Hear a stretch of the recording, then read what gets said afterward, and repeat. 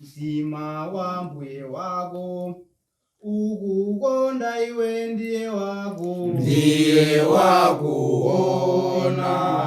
opirira mtima wa mbuye wako ukukonda iwe ndiye wakuona.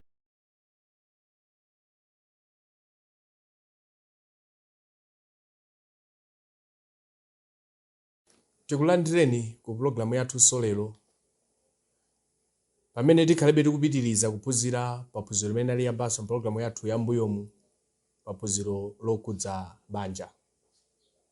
Pa tsiku la lero pa pulogalamu yathu muli ndine m'bale wanu Vinjero Gondwe, komanso monga amenenso tinayambiranso pulogalamu yathu mbuyomu tilinso ndi m'bale wathu amenenso timupempha kuti atchule dzina lake komanso kumene akuchokera.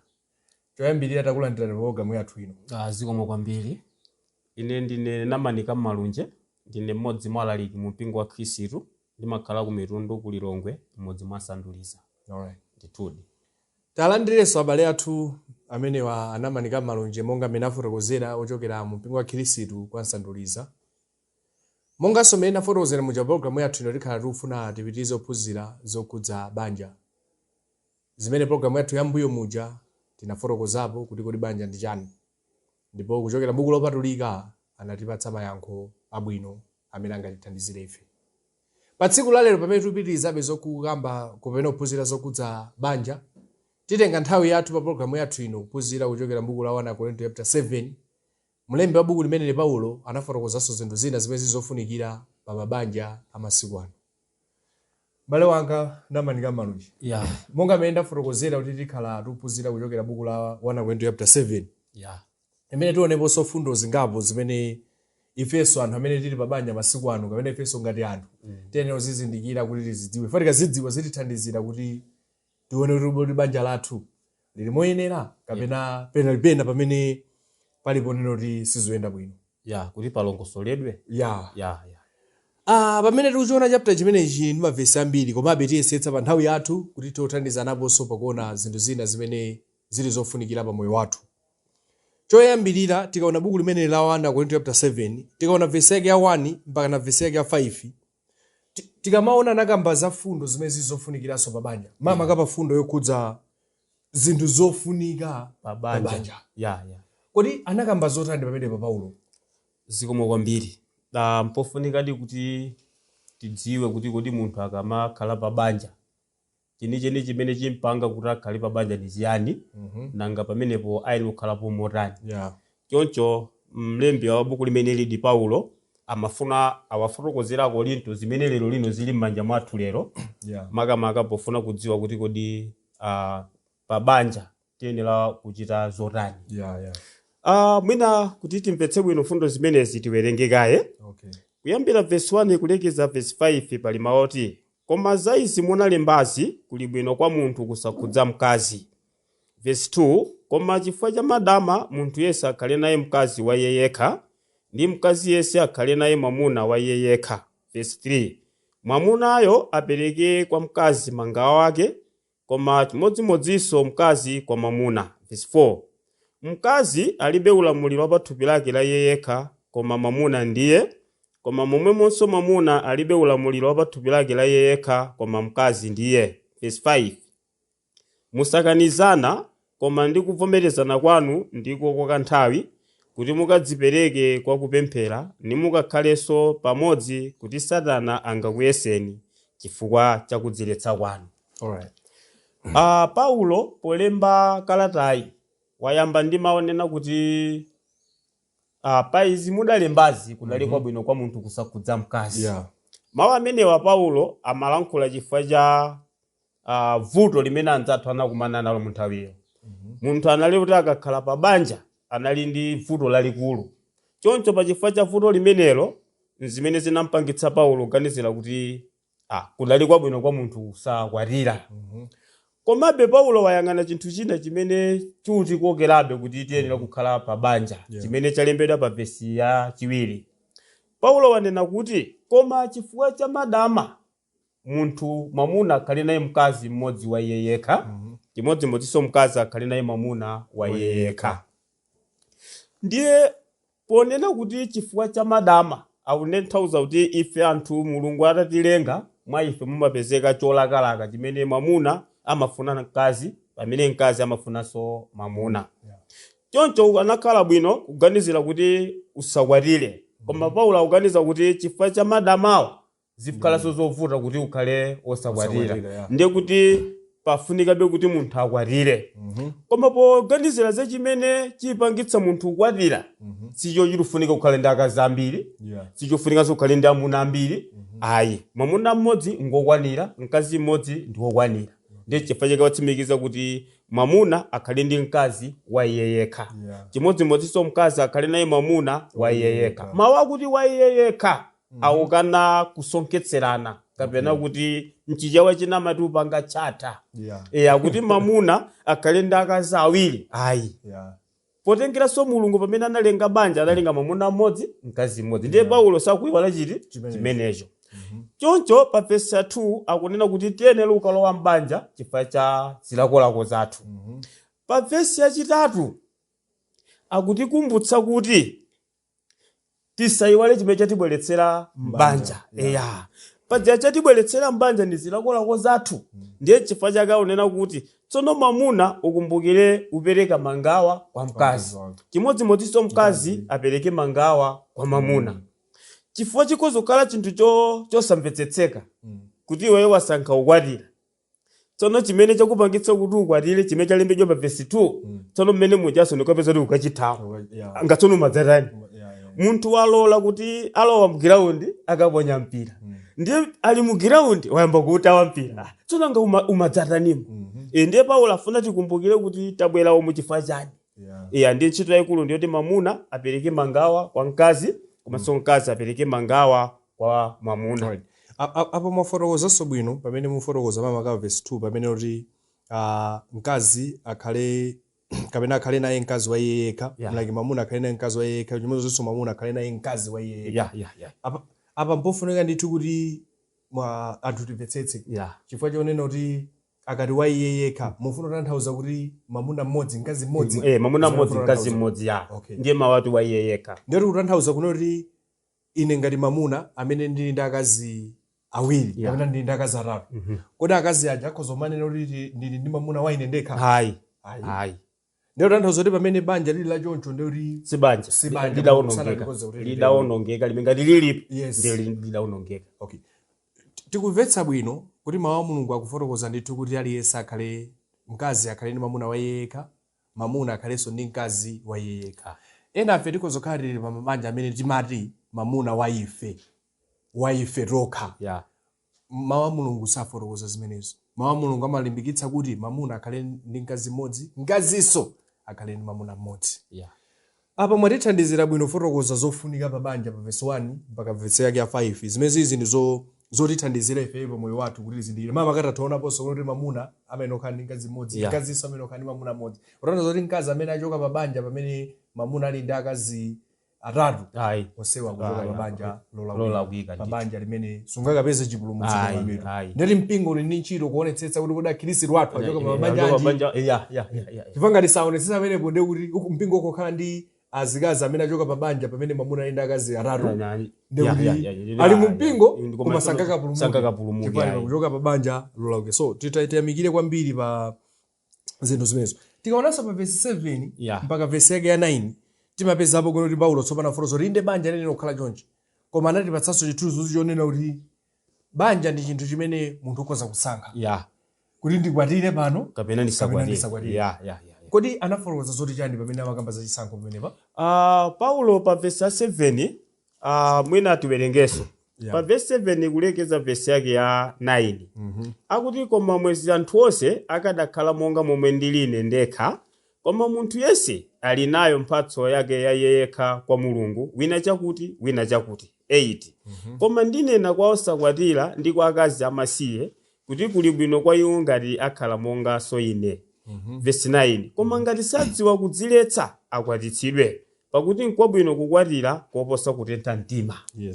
Paulo pamene amalemba kalatayi iye anali wopanda banja.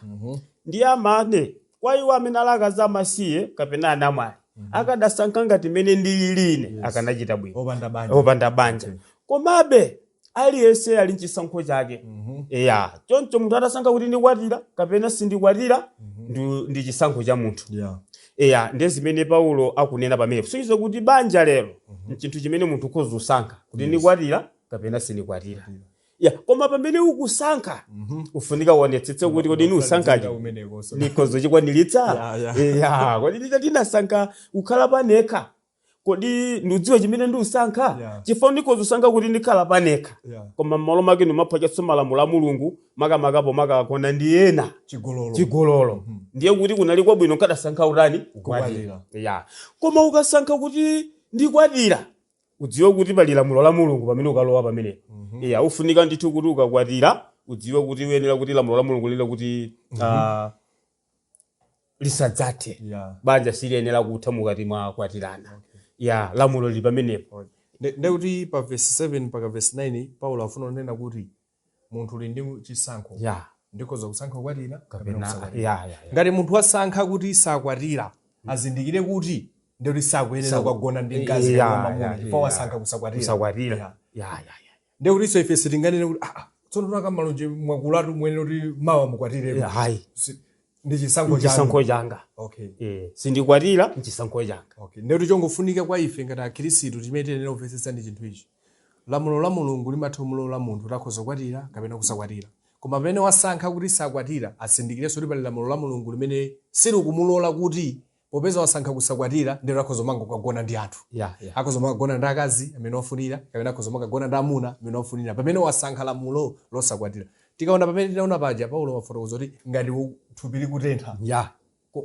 kuli bwino kukwatira koposa kutentha mtima kuti tiyamikire kwambiri chifukwa mwaiso Bible linatipatsa chisankho ngati chimenecho choti ine ndikhoza kusankha kukwatira kapena kusakwatira bolani ndisunge malamulo a Mulungu ndi chimene chili chinthu chofunikira ndithudi pamene Paulo amapitiriza kulemba buku limeneli atafotokozanso za mwayi wa chisankho kukwatira kapena kusakwatira pa verse 10 ndi verse 11 timaonaponso kuti anafotokozaponso chinthu china chimene chili chofunikira tsopano amapereka malangizo kwa iwo amene ali okwatira kale kuti akwatira kale monganso ena amene akutimvera ndi ali kale pa banja kodi anafotokoza zoti chani pa verse ya 10 ndi 11 akunena kuti koma okwatitsidwawo ndi walamulira sine ayi koma Ambuye kuti mkazi asasiye mwamuna komanso ngati yamsiya akhale wosakwatiwa kapena ayanjanitsidwenso ndi mwamunayo ndipo mwamuna asalekane naye mkazi. Paulo akunena kuti kwa iwo amene wasankha kukwatira adziwe kuti pamene wakwatira mkaziyo safunika kuti asiyane nayenso koma ngati china chake chabwera chopangitsa kuti asiyana ndiye kuti akhale wosakwatira chimene afuna kunena apa nchakuti paja muphunziro lathu lapitalo chapter 19 tidapeza kuti chifukwa chimene chimapanga banja kuti lithe ndi imfa kapena wina wachita chigololo ndiye mwina nkutheka pa banja masemphana zinthu zina ndafiti ayi basi mtedza wonse ukangulitsa ukamwela mowa zimenezo zachitika ndiye wina wakanikupilira pamene pachapo ndiye wina wasenza karundo pita kwawo pamene ndili ndi kwathu ine singamavutike ndi zimene zinayi pamene paja anthu akati wasiyana sikuti kwa Mulungu banja lathayi chifukwa palibe chigololo palibe samene wamwalira ndiye nchifukwa chakamene kuti koma ngati amsiya akhale wosakwatira pakapita nthawi ngati afunabe mkazi kapena mwamuna abwereranenso zakhala ngati mmene amachita zathu ampira paja mpira umatha 90 minutes ndiye paja akamasewera imafika nthawi zinake ngati pajenje 45 minutes ndiye lifali amalekanitsa ndiye kuti timu ilo sepita kwa kochi wake inanso yapita kwa sikukhala kuti mpira abwerera naso ndiye chimodzimodzi ngati banja lavuta pa zinthu zina ndiye wina wapita kwawo winanso akhala pa kwawo banja silinati koma khangati wapita ku 45 minutes yakwana iye abwerera nenso kuti banja apitilire chifukwa banja silinati chikamba kuti banja limatha wina akafa kapena kuchita chigololo ndiye chimene amene pamene papo aposo mothandizira kwambiri chifukwa zimene anafotokoza apa Paulo ndi zimene zikutivula ife masiku ano. Chifukwa ina tikuona ngati kuti banja likhoza kutha popeza basi mkazi ngwa mwano zakuzatera basi ndatopa ine kufuna zipita kwathu. Baibulo lidamanga ndithu.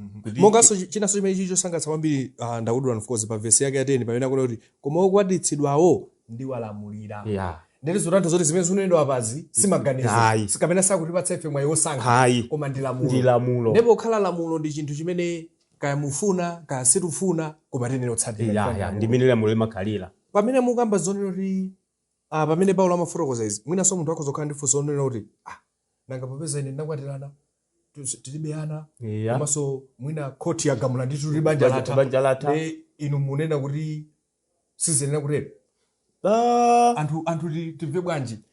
Baibulo limanena kuti anthu akakwatirana chimene chimulungu amanga ndiye kuti chimene mulungu amanga olekanitsa asakhale munthu. Ndiye ngati inu mwakwatirana ndiye kuti ngati wina anene kuti ine sindingakhalenso ndiwe chifukwa situona mwana situbereka mwana ndiye kuti ngati banja lithe pamene papo ndiye kuti inu yomalekanitsa si mulungu sanavomereze. Komanso zifukwa zimene zakupangisa kuti mupite ku khoti akhoti akagemule kuti banja liyenera kutani ngati sizikugwirizana ndi Baibulo pali chiopsezo cha munthu pamenepo.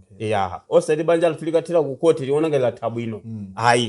Banja limenera kutha kwa mulungu imfa kapena chigolo. Ndoti tikhozonoti pakakhala imfa kapena chigolo tikhozonoti latha bwino koma osati lathera ku khoti.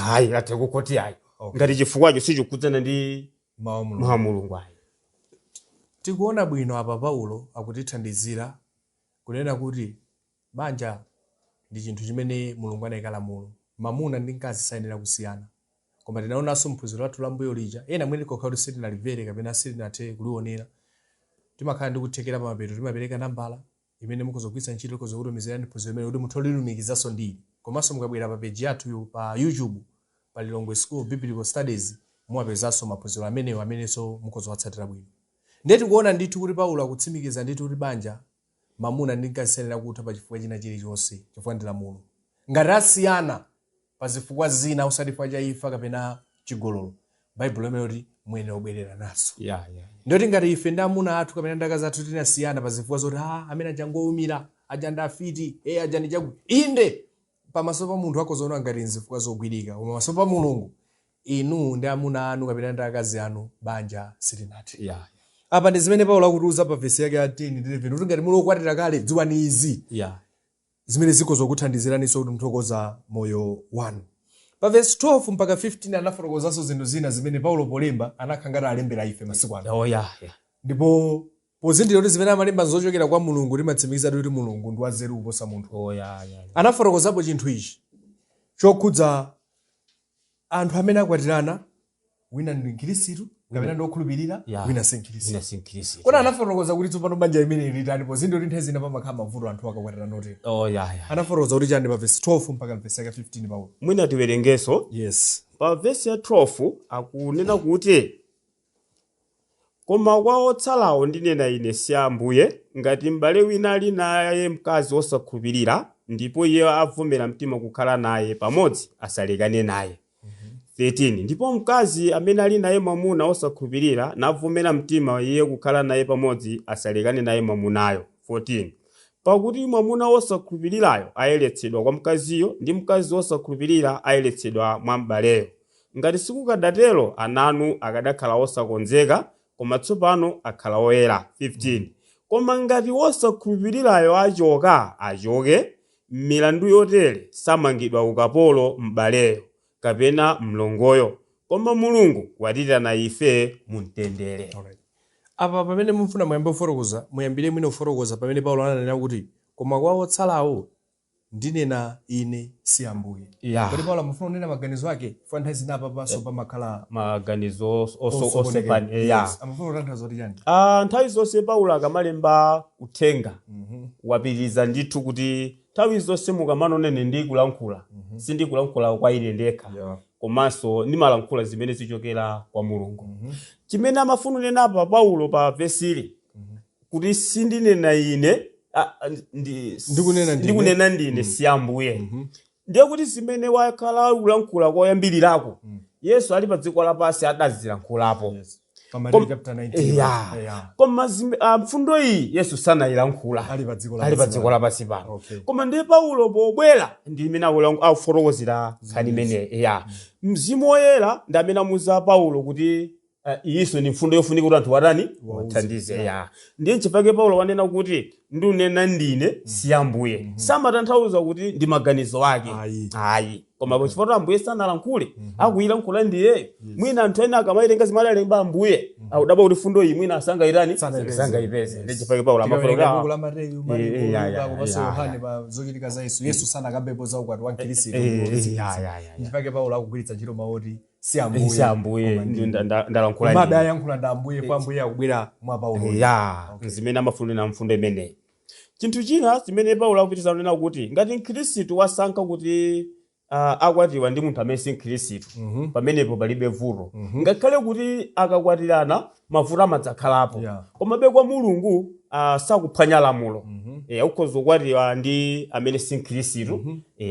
Ndiye akunena kuti koma tsopano iweyo ukalola kukwatira ndi munthu amene si Khristu udziwe kuti lamulo la Mulungu silusintha loti usadzalekane naye. Kusonyeza kuti amene uli Khristu lamulo liteteze ndithu. Chifukwa ndi womangika kwambiri ku lamulo la Mulungu pakhani. Ndiye popitiriza Paulo anena kuti koma ngati wosakhulupirirayo achoke.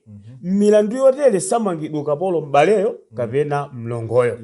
Pamawu awa sautanthauza kuti ndiye kuti ngati si Khristu wachoka pa banja ndiye kuti tsopano iwe amene ndiwe Khristu ndiye kuti uli ndi ufulu wokwatira. Hayi. Koma amafuna kunena kuti ngati iwe suyimbidwa mulandu chifukwa si ndi amene wamuwuza kuti choka. Ine sinufuna munthu osapembedza choka. Hayi sudatero. Iyo mamangirana ndi lamulo lachani la banja. Koma tsopano osakhulupirira chifukwa chosadziwa lamulo la Mulungu iye uja watani wachoka. Ndiye akachoka iweyo ndiye kuti ulibe mulandu kwa Mulungu ife sudachita kumuchotsa. Koma tsopano akozuka bweraso osakhulupirira uja udzapepesa nacho koma ndatani udzamulandira chifukwa ndi mwamuna wako kapena ndi mkazi wako. Koma ngati wachoka kuja pokhala iweyo udikira Ambuye upembedza Mulungu ndiye udzamva kuti ujatu wakwatira kwina nditi wachita chigololo amene uja ndiye kuti pamene pa Khristu ungamasuke tsopano ulinofuluka ukwapeza wina. Chifukwa chigololo chatani kuja chachitika. Koma ngati sanachite chigololo uja wangochoka iweyo sungakwatire. Baibulo silitsutsa zinthu zimene lidamanga. Mulungu akakonza chinthu akonza chinthu. Ngati pali imfa ndi chigololo banja limatha pamene. Koma ngati palibe zimene zipazifua zina zonse banja silingati. Ndithudi. Vesi iso pofuna onjezerapo nchonena kuti lamulo la banja limapita kwa munthu wina aliyense. Sizutengera kuti popeza wina ni Khristu wina si Khristu ndi akakwatirana ndiye kuti si banja pamaso pa Mulungu. Ayi. Nchifukwa apa kunena kuti wosakhulupirira akachoka. Zimene zotanthauza kuti amene alokhulupirira kapena ali Khristu akudziwa lamulo la Mulungu bwino kwambiri. Ngakhale wina lamulo la Mulungu sakulidziwa komabe pa lamulo la banja makhala nonse mwamangika. Ndi nthawi zina anthu timanena kuti popeza mkazi wangayi kapena mwamuna wangayi samapemphera ndi nanga banja lingakhale bwanji nditasiyana. Sizotanthauza kuti ngakhale mwasiyana sizotanthauza kuti banja latha pamaso pa Mulungu. Ndi zimene Paulo amafuna kutsimikiza kuti ponepa kuti chinthu chimene tinena kuti tichimvetsetse. Mama kapamene anagwiritsa ntchito maonero kuti alibe mlandu. Kwa anthu ena akati alibe mlandu lero sipatanthauza kuti osakhulupirira akachoka wina iwo amasuka akhoza kukwatira. Akhoza kuchoka wina alibe mlandu chifukwa chonena kuti sanachita muchotsa. Ndati lamulo la banja lija wina uja akadzapanga chigololo adzamasula opanda mlandu. Koma ngati palibe chigololo inde alibe mlandu womuchotsa koma sautanthauza kuti banja latha. Ndizimene mawu Mulungu akufuna kufotokoza ndithu kuti timvetsetse ndithudi. Ndeti kuona pene pa verse ya 12 mpaka na verse ya 15 Paulo nditha kufotokoza zinthu zina zimenenso zili zofunikira kwa ife kuti pamene takwatira tizindikire. Nthawi zinanso chinanso chimene chofunika kuonjezerapo apa ndichonena kuti ngakhale lamulo la Mulungu linena kuti ukhoza kukwatira Khristu kasukwatira Khristu zindikire kuti ukakwatira munthu oti siwopembedza uli pa mavuto amakhala bodi uli pa mavuto kwambiri udzalakalaka kulisiya koma pamene pake uzindikire kuti palibe chifukwa chosiyira. Ndio uzakhala kuti wapanikizika kwambiri. Ndaonapo mabanja otelewa. Upezeka kuti akazi wapita kuchalichi bamba wapita kumowa.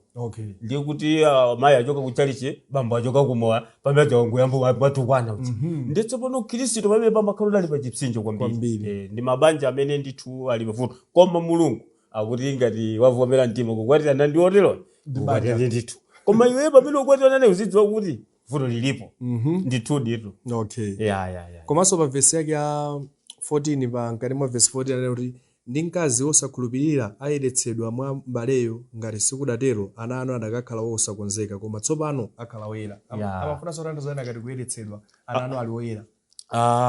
monga una fotokozerapo zoti tikamati mamuna ndi mkazi akhozokhala osakwatira akhozokhala osapembedza wina ndi opembedza koma palamulo la banja ndiye kuti uyu ndi uyu anakwatirana moyenera osakwatirapo ndi osakwatiwapo akwatirana ndiye kuti banja limeneli ndi loyera lamulo la banja ndi loyera ngakhale kuti winayi ndi odetsedwa ku moyo wauzimu monga ngati pa munda wa Edeni paja munda wa Edeni muja panalibe chikhristu pamene paja adangolenga mamuna ndi kupangira mkazi banja limene liloyera ndiye ngati mwana wabadwa pa malonga rotero ndimene amafuna kukamba kuti amene kukhala woyeretsedwa chifukwa abadwa mulungu anakonza kuti ana adzibadwira m'banja ana amene sakubadwira pa banja sikuti amakhala achimwa koma mulungu sanazibadwira malola kuika so ndeti makhala olakwa ndi makolowo kuti achita phwanya lamulo la mulungu timalize kuona pa verse ya 16 ukasifika verse ya 20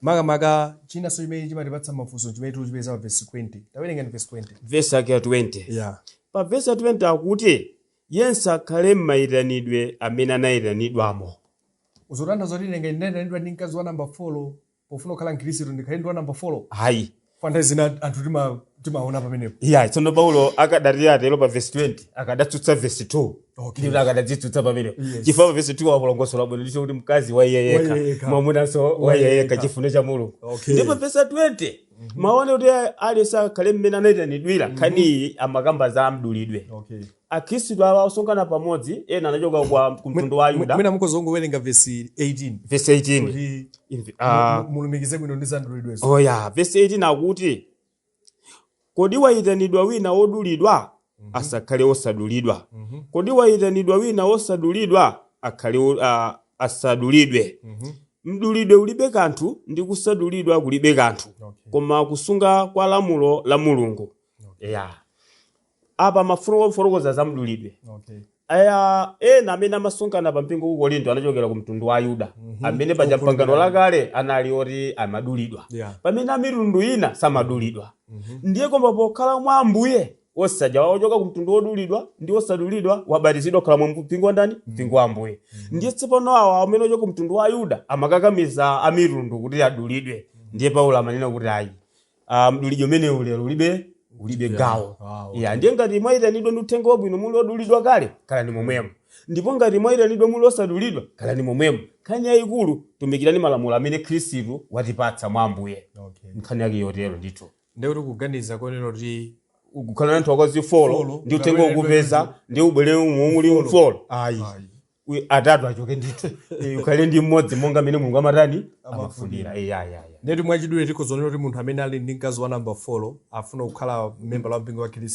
Khristu urani umuzi ndicho kuti folo atatu achoke asiyane nawo ndithu adakhala ngati adabela anthu ena ayi akhale ndi wake amene Mulungu amamvomereza ndithu nangati ananena kuti ayi ndifuna bemweyi ndikhala ndi folo omwewa ndiye kuti wakana kukhala mlamulo la Ambuye sangathi kukhala mpangano la Ambuye ayi tithokoze ndadziwisenso lomvera kuti waphunzitsidwa phunziro lindi anthu oyenera pamwena nthawi zina anthu ena amangothamanga kukaphunzitsa ili niwo mavuto ali mchipwirikiti ife tili mbanja lolondola nziwewe timalimba mtima kuwatathakuze kwazi imodzi ndithu mota kadakhala kuti ku paradise kukaso mabanja ine nkadasange imweyi zikoma kwambiri alright tayamikire yala likathu anamanika malunje apena tithandizira kumvetsetsa m'buku la 1:7 pamene timakamba za banja monga mmene ndafotokozera muja tiphunziro lochokeranso mphunziro lathu la mbuyo mwine ena simunalimvere la mbuyo namba limene tipereke mapeto muyigwiritse ntchito tikhoza kutumizirani phunziro la mbuyo komanso mukhozopezanso maphunziro amenewa pa peji yathu ya pa YouTube mungoyang'ana Lilongwe School Biblical Studies mwapeza kufikiranso nthawi ina munali ndine m'bale wanu Vinjero Gondo komanso m'bale wanga namanika malunje mmodzi mwa alaliki mu mpingo wa Khristu kuchokera ku mitundu ku Lilongwe mudzi mwa Sanduliza. Mulungu akudalitseni nonse amen.